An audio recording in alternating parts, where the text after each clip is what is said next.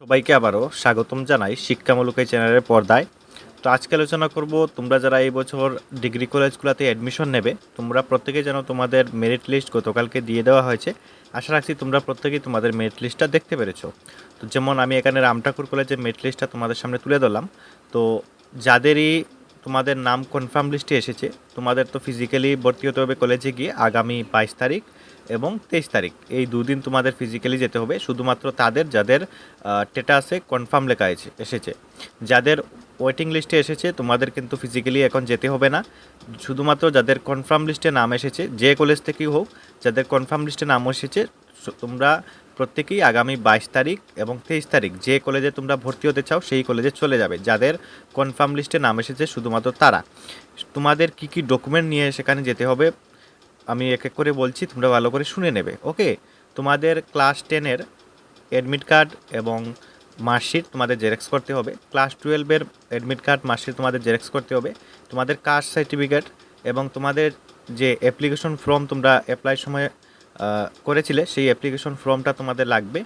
তারপর তোমাদের পিআরটিসি, আধার কার্ড, এই সমস্ত ডকুমেন্ট তোমরা জেরক্স করে এবং সেলফ অ্যাটেস্ট করে, তাছাড়া তোমাদের পাসপোর্ট সাইজের 3 কপি ফটো তোমাদের লাগবে। তো তোমরা এই সমস্ত জিনিস তোমরা অরিজিনাল এবং জেরক্স করে তোমরা কলেজে নিয়ে যাবে। তাছাড়া যারা ছেলে ছাত্রছাত্রী রয়েছে বা বয়েজ রয়েছে, তোমাদের একটা ফি দিতে হবে।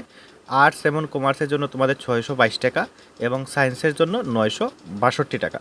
এবং সমস্ত গার্লস স্টুডেন্ট কিন্তু ফ্রি, কিন্তু যারা উমেন্স কলেজে ভর্তি হবে তাদের কিন্তু আবার ফি লাগবে, ঠিক আছে। আর যারা তোমাদের অন্যান্য কলেজে ভর্তি হবে তাদের ক্ষেত্রে গার্লস স্টুডেন্টদের কোনো ফি দিতে হবে না। শুধুমাত্র যারা উমেন কলেজে ভর্তি হবে তাদের কিন্তু ফি দিতে হবে। ওকে, তো এই ছিল তোমাদের যাদের কনফার্ম লিস্টে নাম এসেছে, তোমরা আগামী 22 তারিখ এবং 23 তারিখ যে কলেজে ভর্তি হতে চাও এবং যে কলেজে তোমাদের কনফার্ম লিস্টে নাম এসেছে সেই কলেজে তোমরা ফিজিক্যালি এই সমস্ত ডকুমেন্ট নিয়ে যাবে। 22 তারিখ এবং 23 তারিখ গিয়ে তোমরা সেখানে ভর্তি হয়ে যাবে। ওকে, এবার আলোচনা করছি যাদের নাম কনফার্ম লিস্টে আসেনি, তোমরা কবে ভর্তি হতে পারবে। তোমাদের আগামী 24 তারিখে তোমাদের সেকেন্ড মেরিট লিস্ট বের হবে। তো সেকেন্ড মেরিট লিস্ট বের হওয়ার আগে তোমাদের কলেজগুলো তাদের সাবজেক্ট ওয়াইজ তাদের ভ্যাকেন্সি লিস্ট বের হবে। ফার্স্ট রাউন্ডের অ্যাডমিশনের পর কলেজগুলোতে আর একটা সাবজেক্টে কতগুলো সিট রয়েছে তার যে ভ্যাকেন্সি লিস্ট সেটা বের হবে আগামী 24 তারিখে। এটা সকাল দিকেই বের হয়ে যাবে। তারপর তোমাদের বিকেল দিকে তোমাদের সেকেন্ড মেরিট লিস্ট দেওয়া হবে।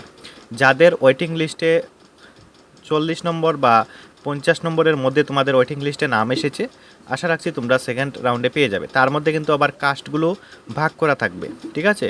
তো ফার্স্ট রাউন্ড অ্যাডমিশনের পর তোমাদের যাদের ওয়েটিং লিস্টে নাম রয়েছে তোমাদের কিন্তু আগামী 24 তারিখে তোমাদের সেকেন্ড মেরিট লিস্ট দিয়ে দেওয়া হবে।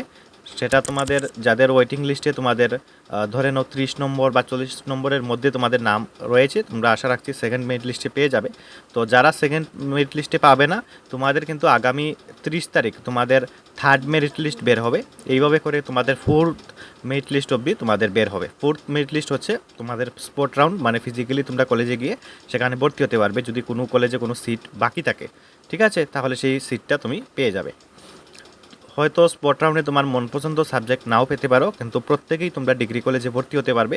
তোমাদের টেনশনের কোনো কারণ নেই। যাদের ওয়েটিং লিস্টে নাম রয়েছে তোমরা অবশ্যই সেকেন্ড মেরিট লিস্টে তোমাদের নাম চলে আসবে। সবার হয়তো নাও আসতে পারে, তবে যারা 30 নম্বর 40 নম্বরের ভিতরে ওয়েটিং লিস্টে নাম রয়েছে তোমাদের অবশ্যই নাম চলে আসবে।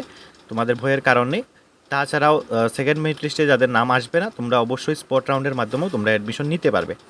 তো প্রত্যেকেই তোমরা ডিগ্রি কলেজে অ্যাডমিশন নিতে পারবে, তোমাদের ভয়ের কোনো কারণ নেই। ওকে, তো এই ছিল ডিগ্রি কলেজে ভর্তি সংক্রান্ত যে আপডেট। তোমরা অবশ্যই চ্যানেলটি সাবস্ক্রাইব করে রাখবে, প্রতিনিয়ত আমরা এই সংক্রান্ত ভিডিও আমরা নিয়ে আসবো। এবং যারা আগামী 22 এবং 23 তারিখে অ্যাডমিশন নেবে তোমরা অবশ্যই সমস্ত ডকুমেন্ট সঙ্গে করে নিয়ে যাবে।